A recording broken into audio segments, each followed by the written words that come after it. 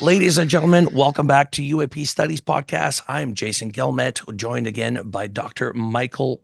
I was going to say Paul Masters. Michael Glosson. How's it going?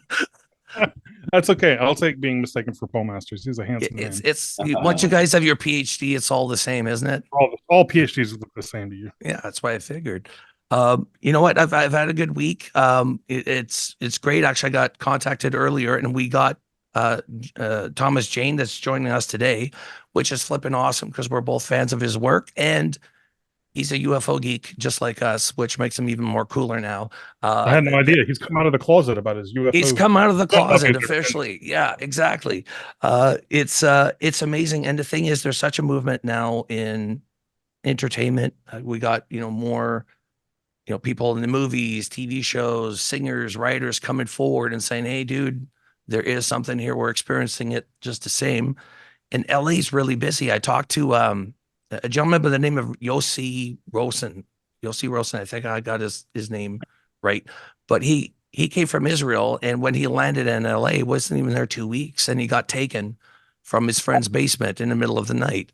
When And was I'm like, this? this was in the 90s. Okay. Yeah. So I'm like, oh, wait a minute. Like you weren't taken in Israel. Like they waited till you were in LA to pick you up, but that's exactly what happened. like the Iron Dome, the way Israel does. Yeah. Well, the That's thing right. You is, probably had trouble getting through the Iron Dome. So yeah, exactly.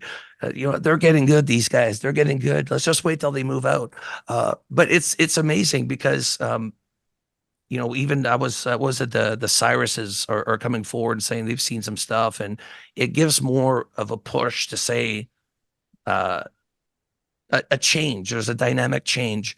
And Thomas, right before we started, you were talking about how the big wave was really Leslie Kean and Ralph Blumenthal's article that came forward, and that Is that when you changed. got interested? Is that when sorry. you got interested, or when did you get interested? Was it the Leslie Kean article, or No, before? it's been about a decade and a half. It's been over a decade. I'd say closer to a decade and a half. I was lucky enough to see that sea change. And so I can remember when this was a taboo subject and the bewilderment, that once I started looking in to the subject, how much incredibly valid information and evidence there is out there that's been, thank God, it's been recorded, in books, articles, journals, Flying Saucer Review is now that's going to be a almost holy document, going forward into the future, because those are the documents that we have of early UFO landings, sightings, contact cases. So those will, once the dam isn't fully broken open, but once it is, these documents, books by Donald Kehoe go all the way back to Frank Edwards, back to the beginning. These documents will become incredibly important. And just as a personal note, anybody who can afford them, buy first editions now of Yeah. these books, because they're already worth a hell of a lot more than they were, 5 years ago. But these books are going to be in museums someday, these original writings, these are the documents that we have of the historic, evidence of alien visitation. Yeah, it makes me think. So as a philosopher, we have this like history of ideas that humanity has wrestled with, and one of the things that you learn when you're learning about the history of philosophy is that like a lot of the people we think of as just foundational, almost like boringly household names in philosophy, like Aristotle, were lost for really long periods of time. Like no one knew the hell these people were until certain points in the Middle Ages, when the Western world found out that the Islamic world had like been keeping these books, we had burned in Yeah, the Library of yeah. Alexandria or whatever, Right. and then we All lost. rediscovered them. Yeah, now we're like, oh my God, all this knowledge was here this whole time, and we had gone this really long period without it. And it seems like to make kind of a clumsy comparison, there's something similar going on with the UAP subject in that, like, for a really long time, there have been people writing really good books and doing really good research about this, and it's just been ignored or kind of like hasn't pierced the, the veil of collective Yeah. ignorance. I mean, worse than ignored, they've been maligned and, just, ridiculed and, the famous tinfoil hat has been, Yeah. put onto the heads of so many. And by the way, I mean, think of the bravery that you would need to put books out there like that, go to conferences, talk about this subject, bother the US government about stuff that to the rest of the society is complete nonsense, right? And then it's only in hindsight that you're like, wow, like nobody would do that unless they really believed that there was a real phenomenon, nobody would put themselves out there and expose themselves to ridicule, one of the most feared sort of things that you can do to somebody in our society. We avoid it at all costs, Public ridicule. Well, it's also, divorces, and people have lost their children, their houses, like the amount of, abductees that their lives fall apart. It's not just a story for them. It's an actual traumatic event. Oh my God. Yeah. Yeah, that reminds me of the geez, I'm gonna forget all the names, but those cops that had chased that UFO through a couple of states. Oh yeah, in the Ohio, 60s. Right? Yeah, in the 60s, right? No, their lives were destroyed. Yep. Heine came out, it became front page news all across the country, but not in a good way. Those guys lost their jobs, they lost their families, their lives were destroyed. I wish I could remember his name. Was it Ronnie? Was it Ronnie? No, I'm thinking of the other cop that saw the two entities. His life was. Oh yeah. Right. Is that the guy Zamora, Ronnie Zamora, right? Oh, Zamora. Yeah, to some degree, Zamora's life changed. He always stuck by his story. Well, you're always going to be the guy who said that they saw some shit that people don't think actually exists, right? Like, no matter what it is, you're going to walk into a restaurant, people are going to be like, oh, that's the dude who's saying that, whatever. Completely destroyed. The wife is like, you're a nut. I'm leaving, taking the kids, so yeah, the bravery required to do that can only come from one thing. And it's, hey man, this is what happened. Take it or leave it. So thank God we've got these documents that can inform our, understanding of the UFO and what's really interesting about the world we're living in right now is it's become socially acceptable to talk about UFOs at the dinner table, but it's not socially acceptable to talk about who's behind it, who's driving, who's inside these damn things. Metaphorically, maybe they're autopiloted drones. Yeah, somebody built them, and who is that? That's not acceptable yet, and that's where my interest lies completely. So you've written a book about it. What are they doing here? I wrote a book. It's called A Human's Guide to Visiting Aliens, and I'm just finishing the edit on that now. Probably have it done in the next couple of months. Right now, I'm doing a talk at Contact in the Desert, my first UFO lecture. And so I'm going to use material from the book. But so that's taken up a lot of my time right now, trying to, get this together, because I'm an actor. I like to have lines in front of me, but nobody wants somebody read for 90 minutes. So I've got to work that out. I've got a lot of great stuff to talk about. I'm trying to push the subject into places that are uncomfortable, that are still uncomfortable for people, and yet are just as valid and just as true, and I think more monumental than are these things built by Russia or China, which is kind of where the popular conversation has stalled out again. We went through this in the 50s. Where we had to start Project Blue Book, because the public outcry was like, what the hell are these things? and people really wanted to know. And at that time, it was socially acceptable to talk about UFOs, the 1950s. And the U.S. Air Force, the military, had to put the kibosh on that. So they're like, okay, we'll study them.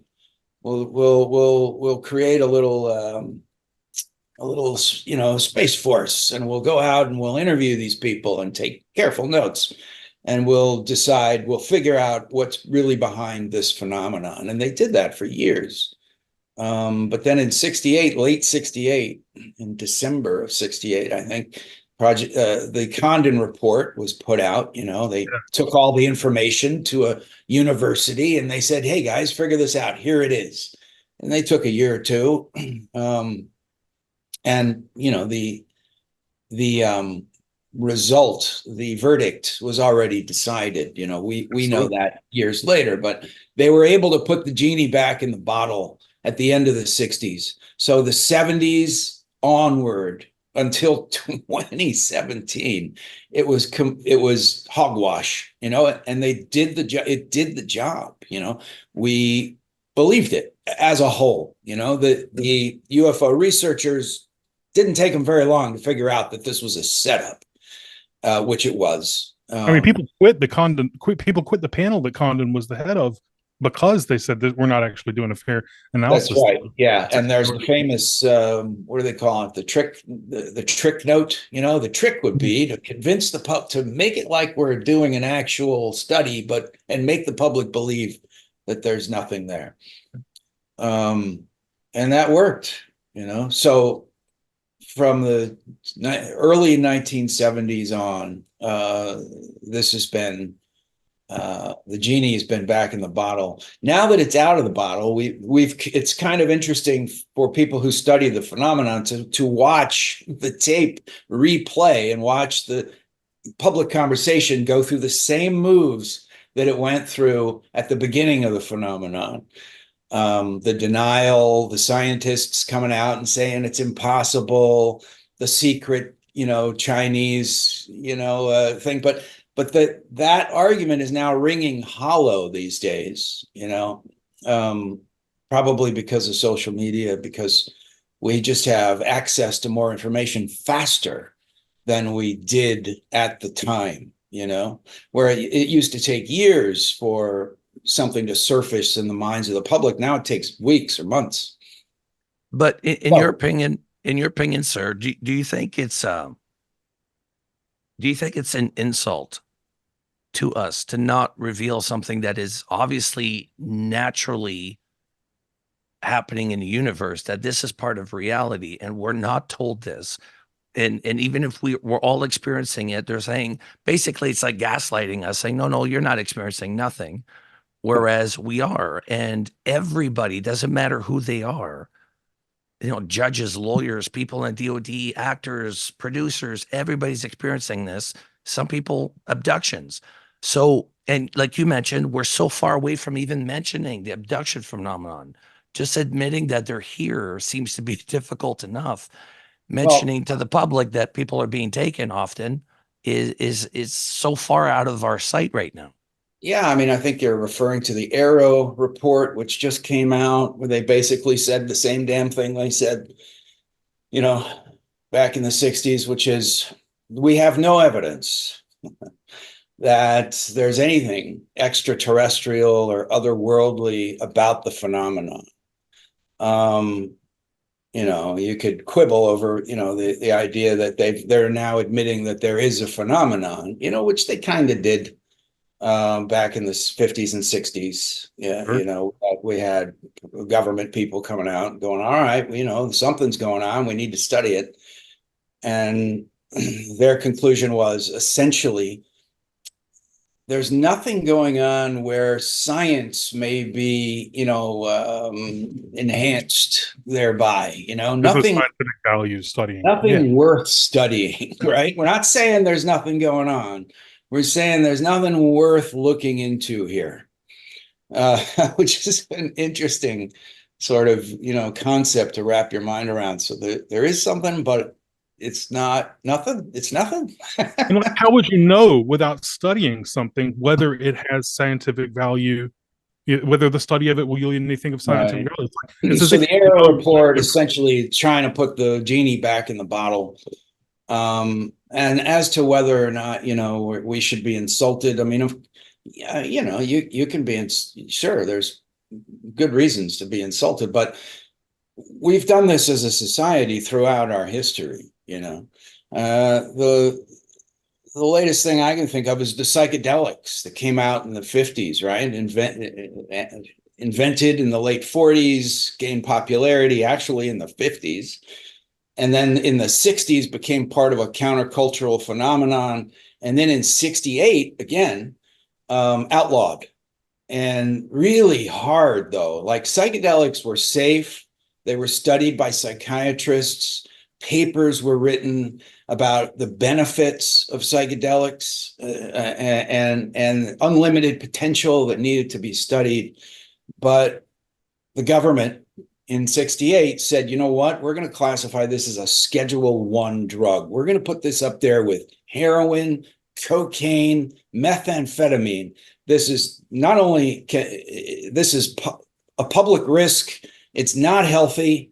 And there's no scientific or medical value for it. Yeah, exactly. No therapeutic value. Right. And which they had zero evidence for any one of those things to be the case. In fact, they had good evidence that the opposite was true in all of those categories. And what they did have evidence for was that it was part of the counterculture, that there were all these hippie kids who didn't like Vietnam who were doing it too. And so they called it a moral panic.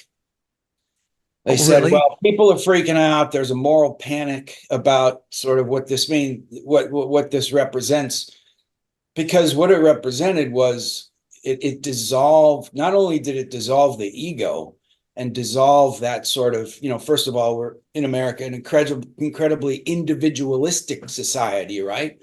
We were talking about Westerns and the lone hero. I mean, that's the epitome of the individual in society and the power that we have and the honor that we accord, that we're an individualistic nation.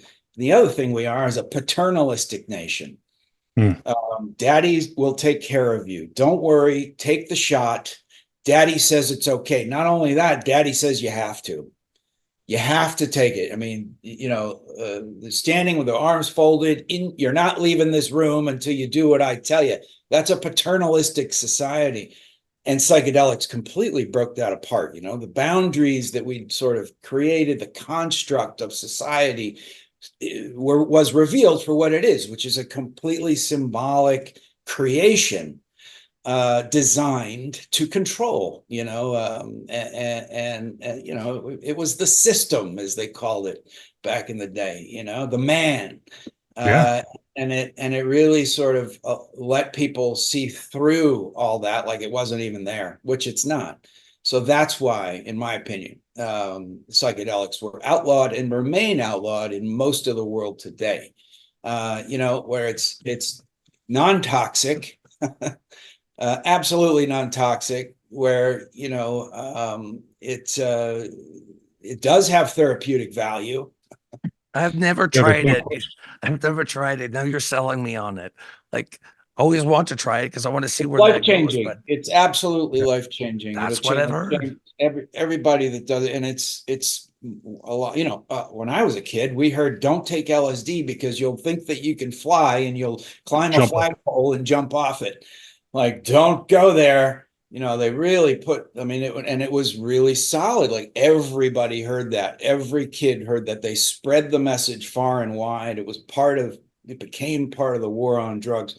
But even before the war on drugs in the 80s, in the 70s, it was like, you do that and you're never coming back. It'll drive you crazy. You'll have flashbacks for the rest of your life. You'll be sitting there eating your lunch and suddenly demons will fly out of the closet and you won't know what's real. I mean, they really laid it on thick and heavy. So that's another instance where the government's completely wrong, where if you look into it a little bit, you'll see that they're lying. And then if you're brave enough to actually go and, take some mushrooms with some friends out in a field somewhere, out in nature, hopefully, it'll change your life. you know, and if enough people did that, then society would change, you know, and if enough people realize that we're not the only conscious, intelligent beings in the world, not only that, there's like a plenum of conscious intelligence out there in the universe. A lot of them are visiting us, which means they've got the technology to do so. It means that they've got physics that we know nothing about, in fact, that we say is actually impossible. Hmm. You know, that general relativity does not allow for anti-gravity machines in our world, you know.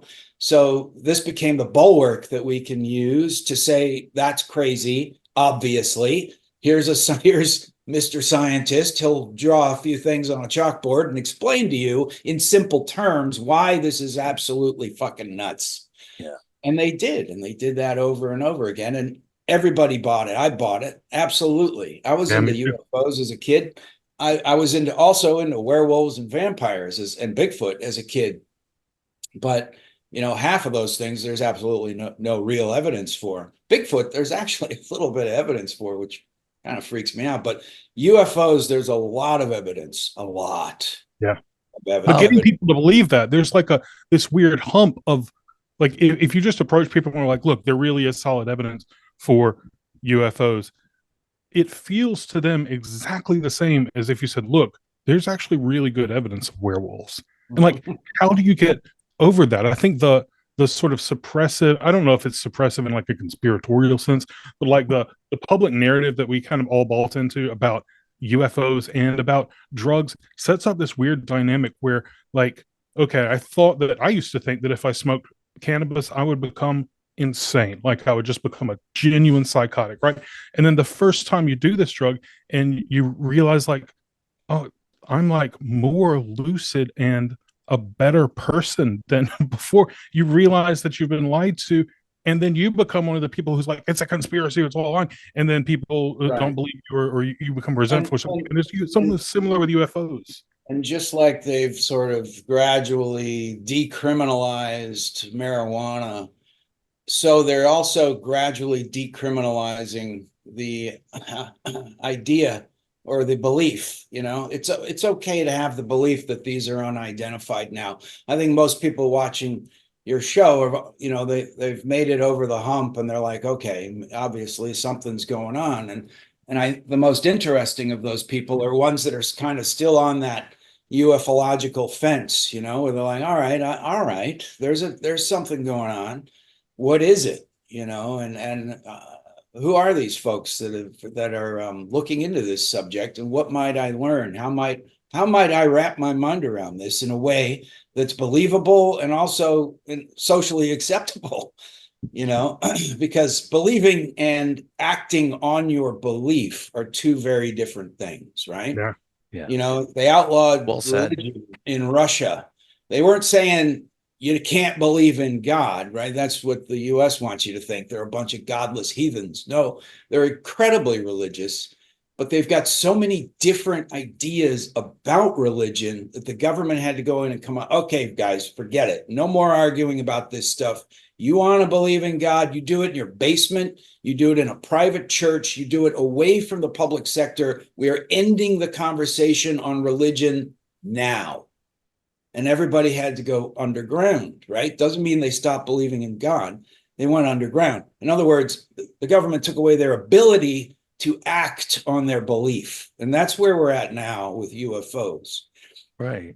We don't, okay, you know, and I think the only reason is because of social media and because we have access to so much information now that the government was forced to say, okay, guys, something's going on. We're not going to argue with you about that. What it is, what it means, off the table. We're not discussing it.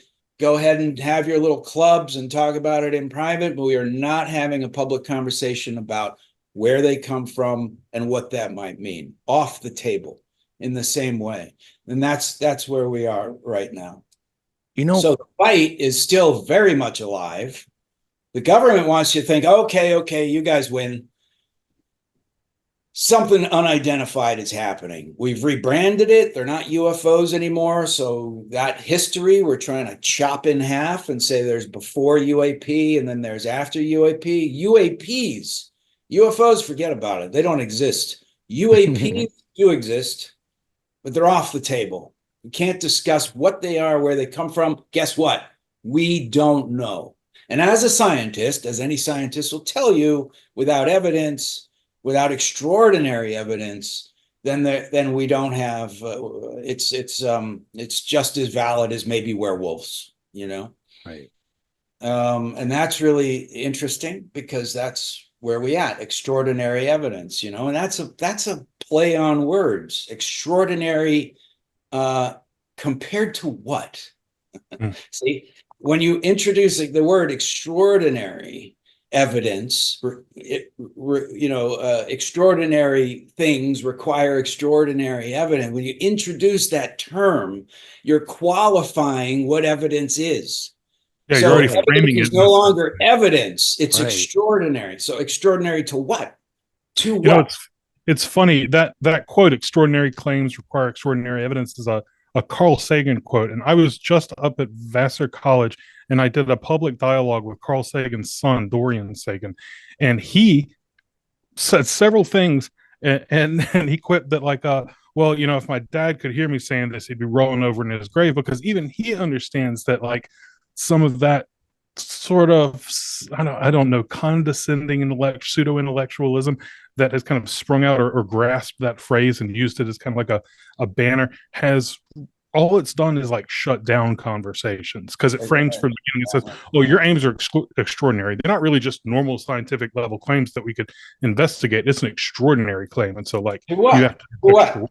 Yeah. So it has to be extraordinary compared to sort of what's ordinary. So you're qualifying that there's a line with evidence where some evidence is ordinary and some is extraordinary.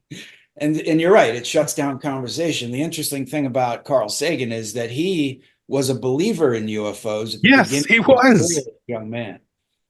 He was a lot more open-minded. He was not like this, you know, Right, so Richard Dawkins, James Randi kind of like right. atheist asshole. Right. What made him different was, I think, that he actually did believe there was a phenomenon, but accepted the claim that it would be destabilizing to society. The Brookings Report, which came out in the 50s, where a bunch of smart people get together and say, what's the social impact of this? What if we do sort of roll with what we're seeing here? And the Brookings Report was, and I'm not sure if that was because that's the conclusion they were supposed to come to, but it does have some, some valid points that society would be destabilized. And so that's, not a good thing. If the government is into creating a stable system, goes against that. So no. And Sagan believed that, I think. He understood that the consequences, and not only that, he assumed the role. I think part of his assuming the role as the science guy, the same role that Neil deGrasse Tyson has, that Michio Kaku has, that Brian Greene has in our world today, that was Sagan. In fact, he may have been the original. Yeah, he was the only one at the time. Like, he was the guy. And he took on that role knowing that it came with certain sacrifices, right? And that was one of them that he agreed with. I mean, I would assume that he would agree with it. Hynek took on that role. J. Allen Hynek took that role on because he believed it. And then the evidence swayed him to go, wait a second. And then he sort of went through the looking glass and saw oh my God. And then he actually turned, which is amazing. That makes him a hero. I think Neil deGrasse Tyson and Brian Greene, they're believers. I really think that they've sort of walled themselves off, and they can't wrap their mind around it. Kaku, on the other hand, has been able to believe in everything. He's like, it's all real. We'll bring it all in. I still think he approaches it from a scientific, mind, though. Oh, so sure, yeah, he's a fantastic thinker. Yeah, yeah, and open. and therefore his thinking is valuable in this subject, so we are seeing some academics, some scientists, we're seeing the sea change, but they have to be careful, and not only that, they're supposed to be careful. They should be careful, but careful to the point of invalidating real evidence and not really looking at the evidence because it doesn't fit in your box, so therefore it cannot exist. Unfortunately, most of the time, 99.9% of the time, that's probably true. In this case, it's not true. So you're not helping the conversation. You're actually hurting the conversation, Neil deGrasse Tyson. You're hurting the conversation. You're standing on that bulwark that keeps people from going further. And not only that, it gives them the excuse to not go further. And right now, we need as much of that as we can get. That you just said it right there. It's given people an out, right? Mhm. And people are given an out regardless of how improbable or possible it is. They'll take it because they don't want to think about it. And actually, I was going to ask you right before my other question, but you started looking into this. I mean, obviously, you're heavily into this subject. You know what you're talking about. You've done your research. Yeah, no But shit. yeah, it's cool because as you're talking, I'm like, oh wow, like you're, and I was like, holy shit, that's Thomas Jane. That's crazy, right? Because we never think that. We always think that people in different places are not interested in the subject, but man, are we wrong? But I was gonna say, have you had anybody in your life come forward and sort of tell you something that they went through or that happened to them because you're open to this? Because I've had that happen to myself. I had people shun me, delete me off Facebook, especially when I first started the podcast 4 years ago. People thought I lost my mind. Wow. Yeah, I had a family friend stop me in Walmart going like, are you okay? They literally asked me if I had lost my mind. I'm like, Wow. no, they're here and I'm just starting a podcast. And 4 years later, now they're starting to add me back. But I'm just wondering if you went through something similar or if you've had people approach you and say, hey, like I've seen something. My dad got into microbiology in the 70s, right? When it was barely a field. I mean, he was He's like a molecular engineer or something. Yeah, he was on the ground floor of molecular biology, and he worked for a big company, and then he did the thing that I think a lot of people would like to do. He quit and started his own company. And what he so he worked with microbiologists. He wasn't one. He was a biologist and studied that in school. But he wasn't a scientist. What he was, he would talk to the scientists and say, okay, what do you guys need? This is a new field. The old beakers and test tubes are obviously not going to work. So he figured out what these guys needed to do the science, this new science, and then he would build that and sell it to the scientists, to the universities, to the people that needed these kind of things. And he actually started 3 businesses doing this. So the point is, Storm got Michael. oh, did we lose him? He'll come back. I think he was having some. Oh no, I'm here. I'm good. I'm back. There you go. Sorry. Was it the storm? Did the storm get you? Oh, I don't think so. There was a flicker, but I think we're good. So the point is that he worked with a lot of scientists. He was very science minded for my whole life. So I understood the importance and the beauty of science. That I grew up in a scientific household. So I wrote this book, and I said, Dad, I'd like you to, be the first one to read this thing. It's big, it's unedited. The poor guy, he must have read, 500 pages of this, and he did. He read every page of it. He made little notes because of course my take on this comes from a sort of a realist perspective, and led me down rabbit holes that had to deal with the science of, the physics, the evolution. What does it mean if there's humanoid aliens visiting us? What could that mean for our understanding of evolution, of abiogenesis? And so I wanted his opinion, and he gave it, and this was before 2017. It was amazing because it was kind of right before then. Yeah, it was I've been working on this book a long time. I'm not a How many pages, Thomas? I've got a day job, so I'm doing this in my free time. Um, and we had a really interesting conversation. He's like, listen, the all I can say is that the sort of questions that you're raising, they appear to be valid, and that's about as far as he would go. And then in 2017, he started sending me articles. He's like, and it kind of blew his mind. He's like, he thought I'd gone out into this weird little backwater of and then he starts sending me, these different headlines that are coming out across the country. And then I watched him over a couple of years, absorb the idea that what is being talked about may have some validity, some reality. And that was a really interesting sort of hot take on how somebody who is science minded and who's made a living, working with scientists, come around to, not making any conclusions, but just the idea that there might be something real here.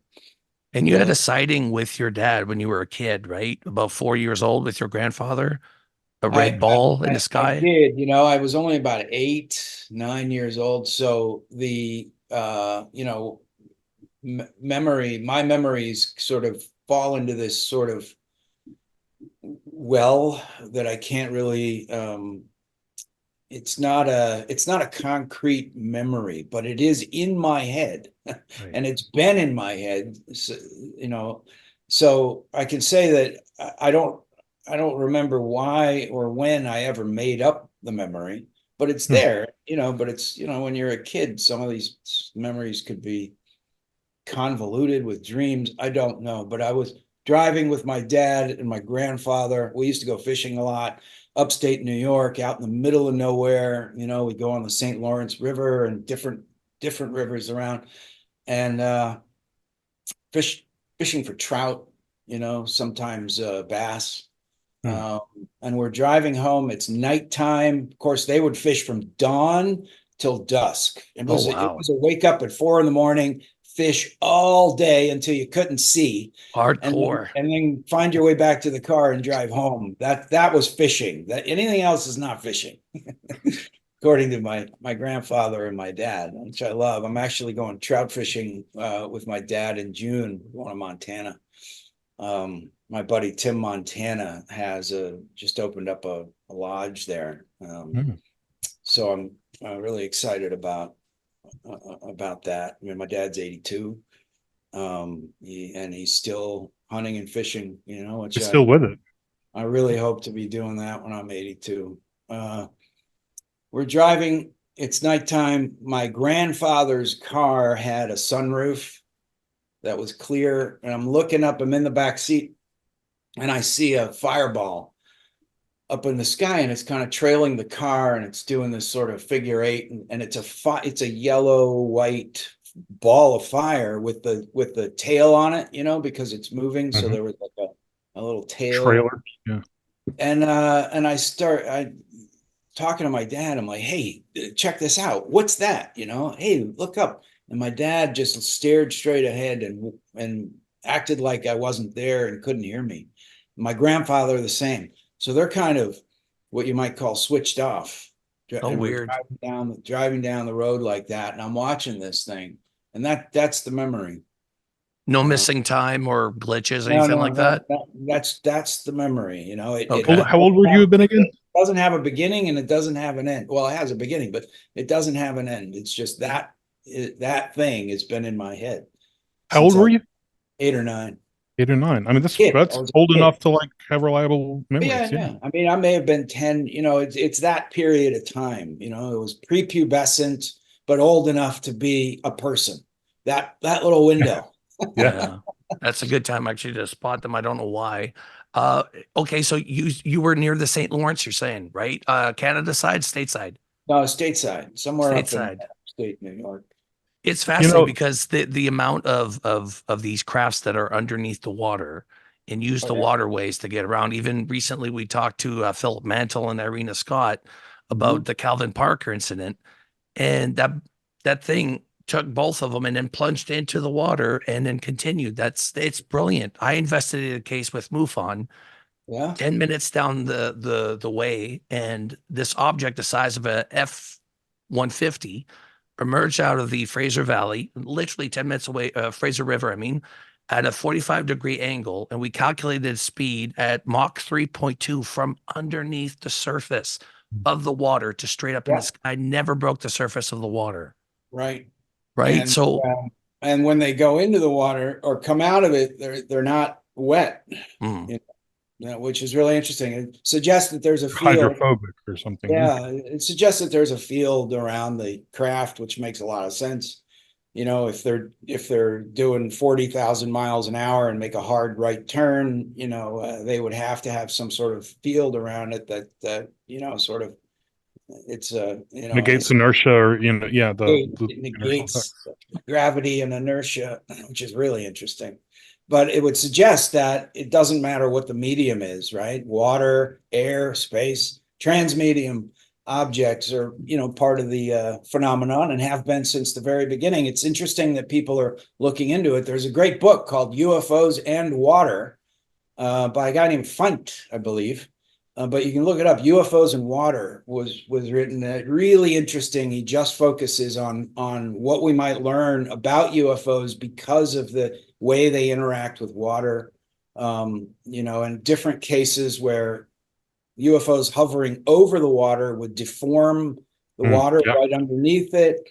And he talks all about the fields and how they might work.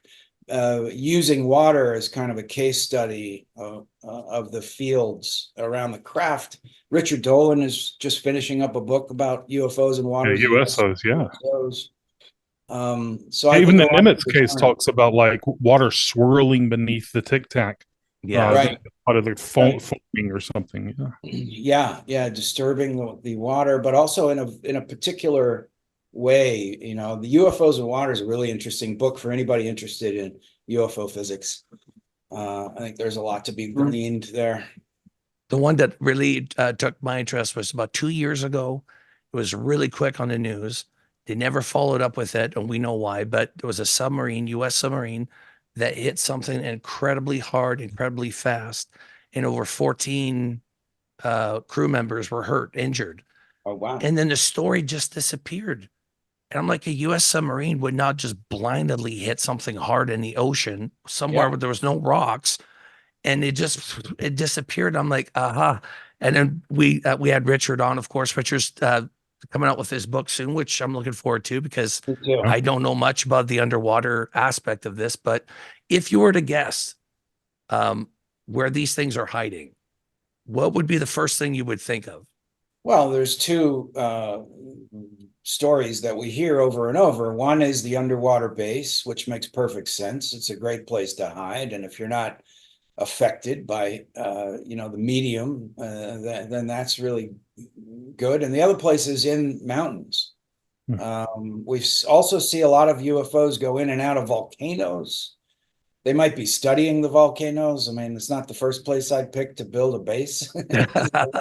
Dr. Evil, yeah. But in the Pyrenees Mountains that separate Spain and France, there's apparently a UFO base there that we hear a lot about. That. That's cool. Some remote viewers have, again, once you get into the subject, the other hard thing to wrap your mind around is that it opens up avenues that seem crazy. One is telepathy, consciousness. There's a lot of evidence, that really good evidence, that remote viewing is a thing. What does that tell us about consciousness and our interaction with reality? Most contact cases involve telepathy of some kind. A lot of aliens are reported to actually have some sort of language where they're a spoken language. which sometimes it sounds like birds chirping or dogs barking. I mean, we're trying to find, similes for what these people are hearing, and we always have to bring it back to something that we understand. No Dogs, point of reference, right? Yeah. Yeah.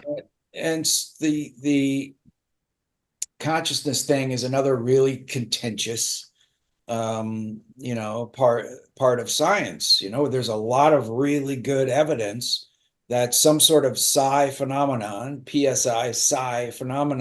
exists. Yeah, absolutely. So I do take stock of what the remote viewers say. Now, when you get into channeling, that's too far for me Why is that personally. too far? Like, how do you draw the line between what's too far in your Well, own I mind? draw the line is there a sort of reflection point between what we know and what we don't know?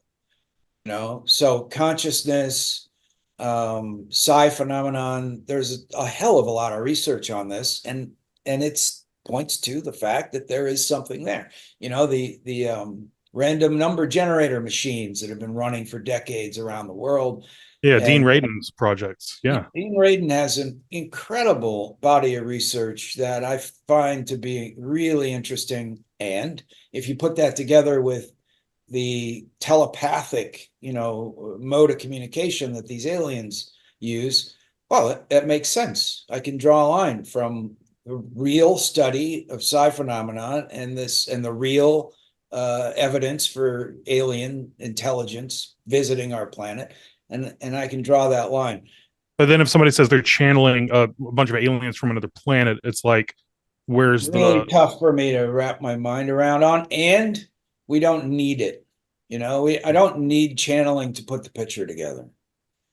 So whether it exists or not, I'm not interested, because what I'm trying to do is put the picture together for myself.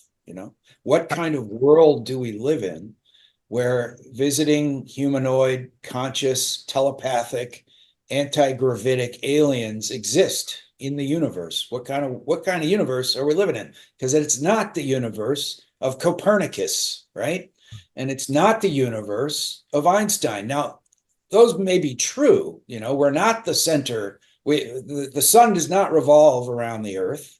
And general relativity has been tested to an incredibly fine degree, and so far we haven't been able to challenge it, unfortunately, because Newton's ideas were right. They just weren't all the way right.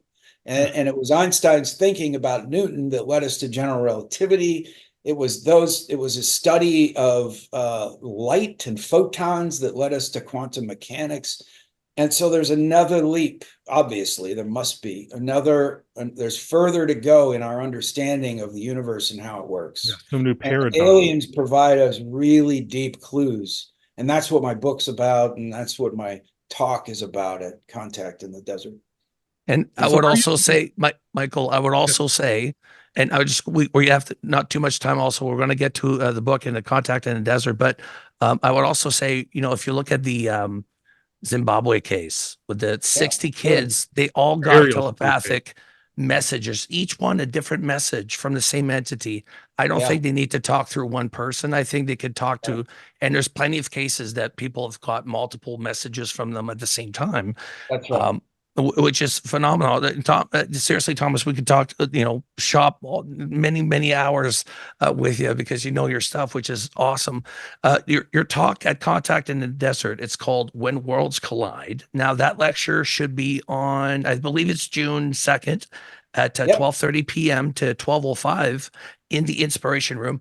105. It's a 90-minute talk, starts at 12:30, and it's on June 2nd. That's right. I'm going to be there, buddy. I'm going to be in that Great. room. I'm going to be in the audience. I'm coming down with my wife for the event. So I'll come out and see your lecture there for sure. And also with the Hollywood Alliance, which is something really quickly I want to touch on. It sounds like Steve Bassett reached out to you and several other people that are in the field.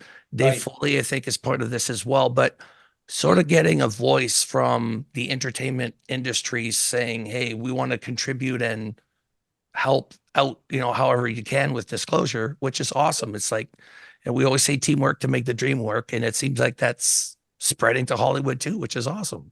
Stories are a huge part of our culture, right? In fact, you could say the culture is based on the stories that we tell each other. So, the Hollywood version of aliens is always, what's the most dramatic way to tell? Well, bad aliens are here and they're going to blow the world up and we need to save the world, right? And that's kind of been the story.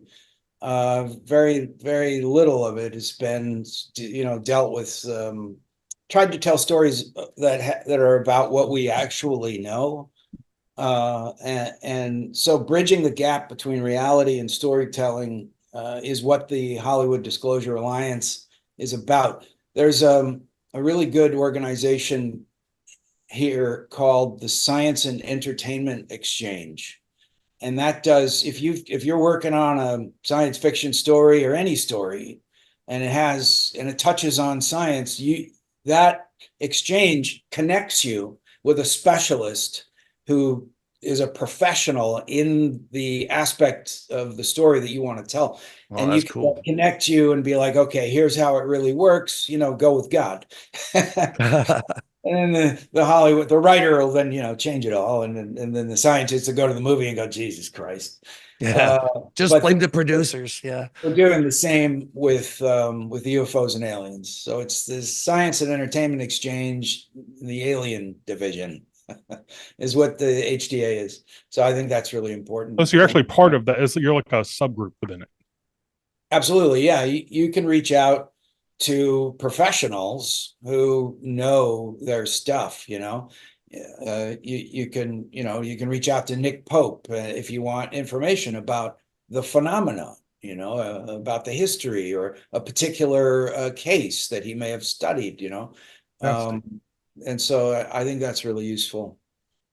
That's brilliant. We should have that for ufology as well. Well, that's Because what how it many is. times? Yeah, Yeah. well, yeah, if express because I can't tell you how many times I've fallen for something or I read something that is not Oh, I see. yet necessarily on par and I believe it. So if I had somebody to like actually check, and the thing is, UFO Twitter is the worst place for me to ever post anything. Yeah, I would. To say like, hey, what about this? And people are like, you're a Right, freaking idiot. How come you don't know this? I'm like, I'm just asking. Um, they right. attack you right away, which is really stupid. Well, you Uh, bring up a good point, because we don't have a consensus, because, the real sort of hard science on this is lacking. Not that it's not there, it's just lacking, we need a lot more of it. Then it opens up the door to all kinds of different interpretations. Whole cottage industries have sprouted up around what we don't know about aliens, because alien is this black box. You can fit anything into it's alien true. right now, which opens up, channeling or living on Venus. I rode in a UFO. We went to Venus. When those came out in the 50s and 60s, you were like, well, it might be true. I mean, Yeah, we maybe. didn't know anything about Venus. We And do then when you now. come to learn that it's, the pressure is, 100 times greater and it's 800 degrees, you're like, yeah, probably not Venus. But guess what? They probably could set up, not, I don't know why they would, but if they're creating bases under the water, when you're looking at, hundreds and hundreds of times earth pressure down at the bottom of the ocean and then under the ground, they could probably set up shop anywhere. Mars, you could set up a big base on Mars and Yeah. run around up there, pretty much and have the whole planet to yourself, except for where that little rover is running around. If you can manipulate physics, I mean, Yeah, then the kind of the unlimited. world is your oyster, and I think that's so cool that there's civilizations out there that can travel among the stars, visit any damn planet they want. Think of the science that they're doing, Think of what they understand about the universe that we don't. I mean, we're just beginning. Our science is a couple hundred years old. When our science is 1,000 years old, 10,000 years old, 500,000 years old? I mean, it's incredible, which brings up the question, is there a limit to what they're learning? Because if they've learned everything, and it seems, I mean, right now, our science is stalled out. We haven't done anything really great for 40 years. Our science has stalled. We're at that weird period we were also in the late 1800s when the Royal Academy said, you know what, there's nothing left new to learn. All we're we'll have it looking figured to out do in 20 years. Yeah. yeah, finer and finer measurements, but we've got the basic story now. Now it's just about measuring. And then, general relativity, comes along and blows the doors off of everything. And we're in a similar position, are we at the end of science? I mean, some people are writing papers like that. Maybe all that's left to figure out is measurement. So I don't think that's true, but is there an end to science? Is there a point where you got the whole picture all wrapped up? And if there is an end, then these aliens have probably got there. So what are they doing? Right. What are they doing? What keeps them, what wakes them up in the morning? Is there anything new? If there's nothing new left to discover, then why are they here? They could have learned everything there is to know about human society and civilization and the history of the planet and all that stuff. They could have done that years and decades ago if they had, just decided to show up in 1947, which probably isn't the case. In fact, we have a lot of cases that go back before 47. So interesting question. What are they doing? What are they up to? Yeah, so I'm really into this guy David Bohm, this sort of physicist philosopher. He's dead now, but he wrote a book called Wholeness and the Implicate Order, and I love Bohm. That's a great yeah, book. right. So I mean, he sort of has this picture that says, well, once you build out knowledge far enough, all the borders between your disciplines like religion and science and history and philosophy, those kind of break down, and you end up with this like unified kind of mystical scientific view of the world that we don't even have a concept for. And I imagine that like if you get far enough into your quest for knowledge at like the level of a civilization, eventually those borders do break down. So like the idea that if we encounter extraterrestrials, they're going to be able to give us like better science. There's kind of a hiccup in that they probably won't even have a concept of science the way we do. Like all of their knowledge will be integrated in a much more holistic sort of way, and they'll have to say, well, like, look, you can't understand this thing about physics until you understand this thing about minds and this thing about God or whatever the fuck is out there. What's kind of creepy too, Michael? I'm just gonna put this out there. Nobody's ever seen any artwork or music or anything with these crafts or these entities. That's another subject that I discuss. Try to get into that really deeply. There's no adornment. Even the aliens themselves, the most that you'll see is maybe an insignia, right? And that's it. The crafts are incredibly utilitarian, and I think that's for a reason. I don't think. I mean, you could say, well, there are a bunch of nihilistic, utilitarian, aliens who have no sense of music or art. Minimalists, yeah. Or you could say, and I lean toward this. They know they're interacting with some humans. They know that we have the ability for mass communication. They know that one event that happens in a farmer's field in France in 1954 can reach the world. We can read about these things and understand what this farmer saw. And so they don't want to influence our society in any way. I mean, imagine if there was a piece of art hanging in one of these things, or the way the chairs are designed, or the technology, how is that laid out?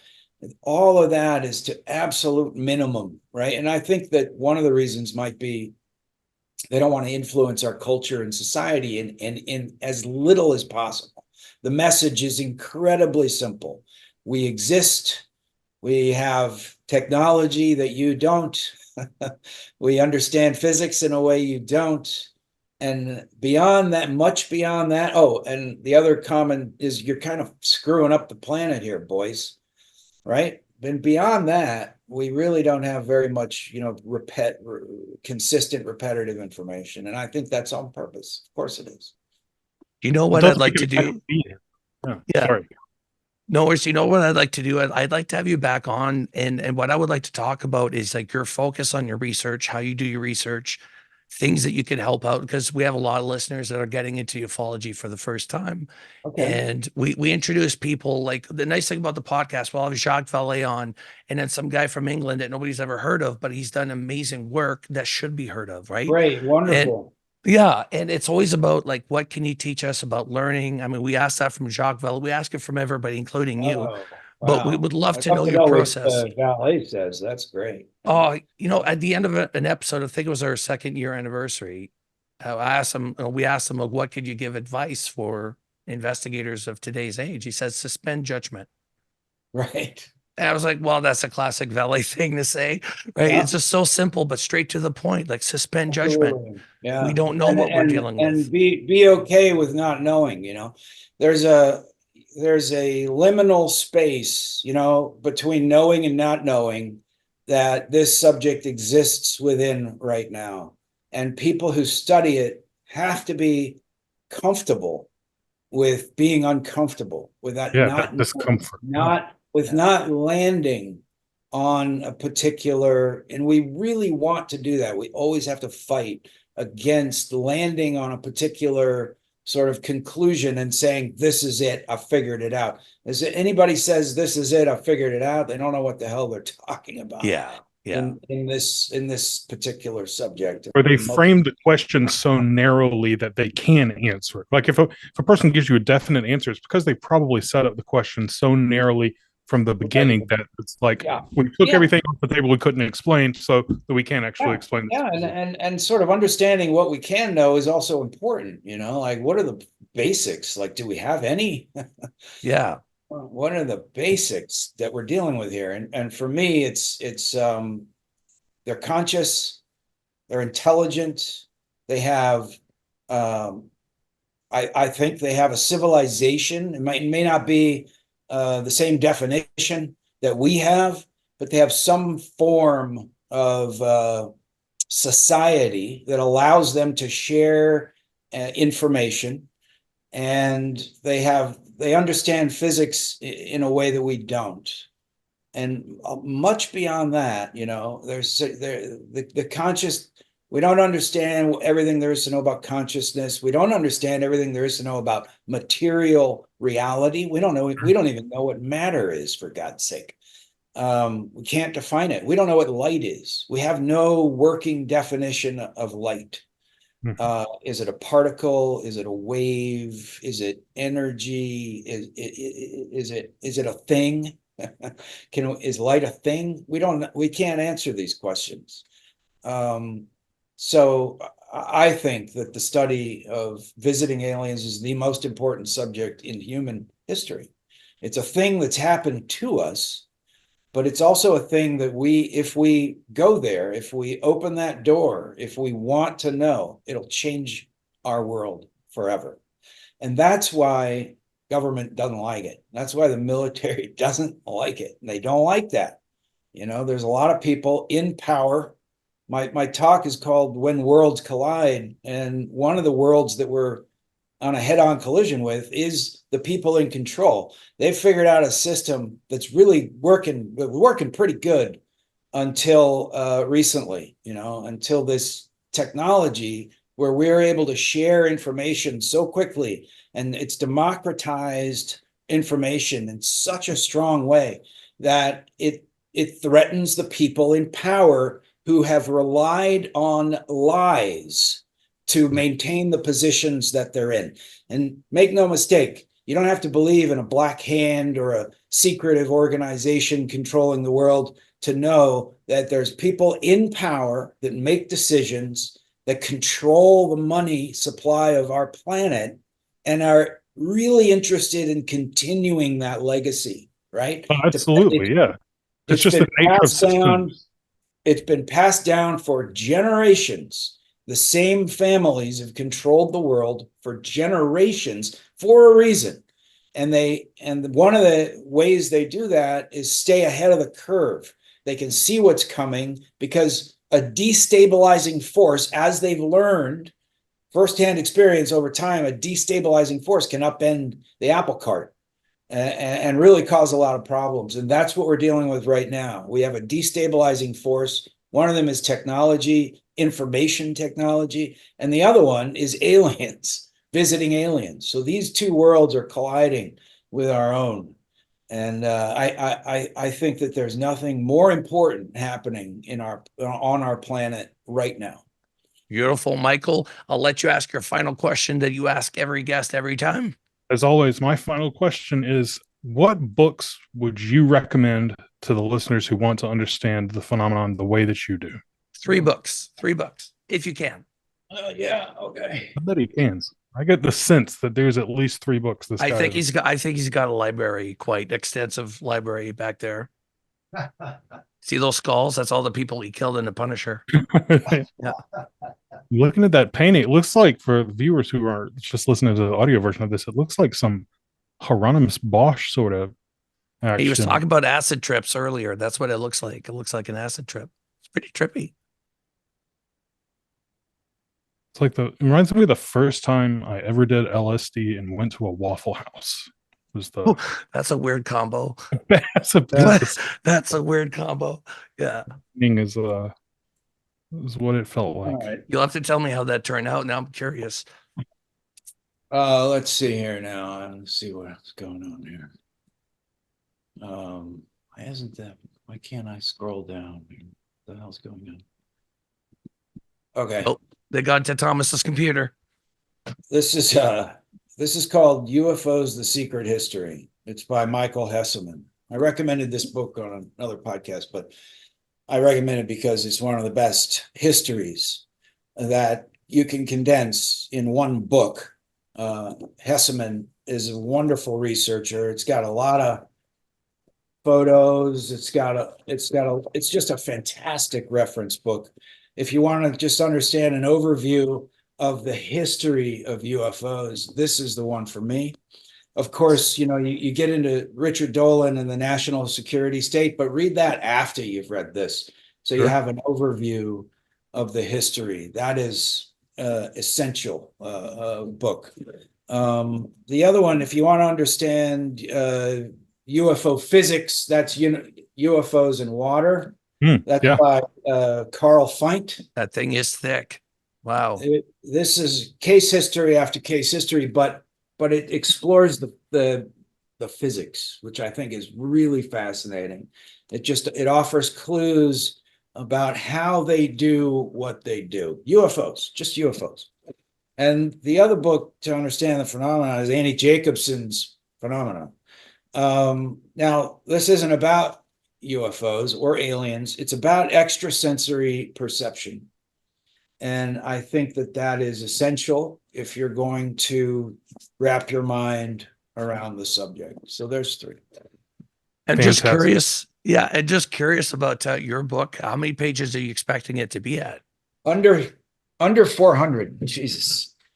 I really would like it to be, 300, 350, something like that. I'm trying to boil everything down. If I can get it under 400 pages, I'll be happy. That's got to be hard to do, though, because you got to take out a lot of stuff that would have been important for you to put in, right? Yeah, I mean, I'm just trying to boil it down to where it's, every aspect that I explore could be a book in itself, right? So you're trying to boil down the aspects to, just take biology, right? What are we looking at here? Evolution. Science says that if you were to rewind the tape on Earth, you wouldn't get a humanoid ape-like creature that gets intelligence. That there's a series of random events that have happened throughout our history that has allowed for intelligent apes to exist on our planet now. It's conceivable that if the asteroid hadn't hit the Earth and destroyed all the dinosaurs, that's one of those species may have eventually developed intelligence. The velociraptor, incredibly smart, hunts in packs. It's a social creature. It has hands in front of its face and eyes. I mean, conceivably, that one of those creatures could have become intelligent. I think, maybe that's happened on different planets. You might even get insect-like beings who eventually acquire self-aware intelligence, right? And in fact, some of the descriptions of the aliens are reptilian or insect-like. That's as close as we can come in our, limited sort of knowledge. But the big question is, why are they all humanoid? Hmm. Our science today doesn't find anything particularly, common about the humanoid form, bipedalism, two eyes, and it makes a lot of sense.